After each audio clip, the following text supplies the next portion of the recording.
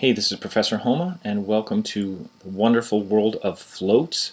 We're going to try floating these two sections, and I'll tell you right off the bat, floating is probably the single most complicated aspect of layout within CSS. It sometimes makes no sense, and that's why I put some videos up there about floating. It'll take a while for you to get your head around floating, and you certainly won't figure it out by watching just this video, but I'll try to show you some processes for that.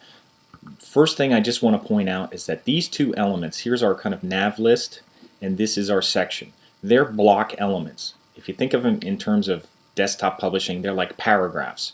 Okay, the paragraphs don't necessarily go aside of each other. You can't have two paragraphs in one line. When you hit a return, it jumps to the next line. That's what's happening here. This is kind of like it's block element, and this is a block element. They're not meant to naturally go side by side. You can't typically put things side by side in HTML flow. Once you have one element, a header tag, a p tag, they go to the next line. That's what's happening with these two elements here. So we're going to need to use something called float. Now you might just say, oh, well, we did float with this image. I'm just going to float this section over here to the right of that, and it should line up. Well, let's try that. We're going to do that first. So remember, that's the section main. So I'm just going to put a float in here, and I'm going to float it right, because that sounds like it would make sense. And it might work. Who knows? And let's see what happens when I do that. I'm going to float. I'll reset this. I do a float right. Nothing happens at all. Okay? Because this is still a paragraph. This is still a paragraph. Because this is a block element, it's not going to put anything to the right of here. It's just not. Now, it did it in here because it treats this as kind of like an inline kind of element when we use like an image and a figure in here. But here, this is a block element and this is a block element. Right now, they're taking up the full width of the flow. So what we'll try next is we'll go up to our nav left section. That's the whole section, nav left, with the ID. And we're going to do something there. We're going to float that left of everything else. So we're going to, and that's also the first element in the HTML flow. Nav left comes before section. So I'm going to float that left to start. And I'm going to see what happens if that helps us a little bit. And it does a little bit. It floats this to the left, and you can see there's information coming up here. Unfortunately, what's coming next is stuff at the bottom. Whatever can fit in there is fitting there. So I have this floated right. You know, you would think that would work. I have my section main floated right. Here's my area where that's floating right, and I think I have that correct. And the other one's floating left. So they're not working so far. But in essence, you would think it should work.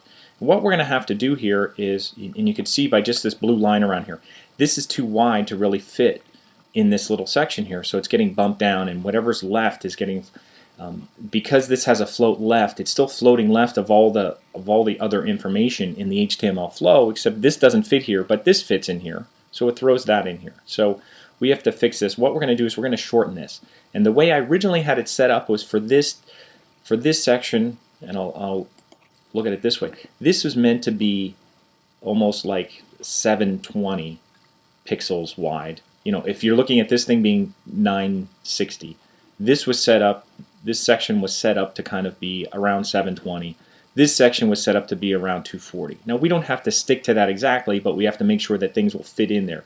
And when we measure things, we have to take into account padding and stuff like that. We have to add those into the width. So that gets a little tricky as well. What I'm going to try to do now is I'm going to shorten main. I'm going to give it a width. We didn't give it a width yet. And I'm going to put it in, I figured like 720. But then if you take 720 minus 16 and minus 16, because it always adds in the padding. So if you know this section has 16 pixels, and we're only worrying about the right and left right now, you almost have to subtract 32 minus the 720, which will take it around to 688. Okay, and we'll talk about those measurements later, but I'm just going to put a width of 688 and see what happens here. And hopefully it should let it fit into that area based on the width, because we did put some width in the nav list. Remember, we had a 192 width of those line items. So let's see what happens here. And I'll refresh that. And I have to make sure I put PX in here. See, if you forget to put PX in here, it doesn't work. And now it actually works. So now this is starting to shape up a little bit. I had to float this to the left. And what that means is it kind of, when you float, it kind of goes out of HTML flow. It becomes almost not a block element anymore and leaves the flow. So it makes everything float to the right of it. And This could float to the right of it, except if it was too big to fit in there, it actually bumped the whole thing to the next line, and then this stuff slipped up here. So I had to give this a width, and now with a width, it's actually kind of working right now. So this is floating right, this is floating left, except we have this information here that's just kind of like creeping up and filling up all our extra space here. Because this, in a sense, is doing almost a float right in that space. This is doing a float left, and this is creeping up. So what we're going to have to do is go to the next element in HTML. If we go to footer, footer is the next thing that's happening. This whole footer section, we have footer with a nav in it, a footer with an unordered list, paragraphs, all kinds of things, but the whole section is footer. And what we're going to do is we're going to go to our CSS and find our footer, and if we don't have our footer, we're going to put one in. So we're going to put in a footer element, or footer selector, I should say. And what I'm going to tell footer to do, and I'm just going to put a clear float. And what this does is it just tells, when it gets to footer, it says stop floating. Stop the floating and get back to the regular HTML flow. And that's what, and you could clear it on the right, left. We're just going to clear, you could probably just clear right because that's the last one that happened, but we're just going to put clear both because that takes care of everything. So I'm going to save that, and I'm going to come here and kind of refresh it, and you can see what it did now. It moved this section down. Now we have to fix all this stuff, but this is actually set up the way we want. If you move this around, everything should be okay right now as long as we have this. If this size was too big, just for example, if I went in here to section main and I put 788, just for example, like if I didn't do any math to figure out how wide it should be, see, it's too wide now to fit next to that. It can't float to the right of that because it's too wide, so you have to make sure. Now what if you made it less? What if you made it 588? You can do that. I'll make it 588.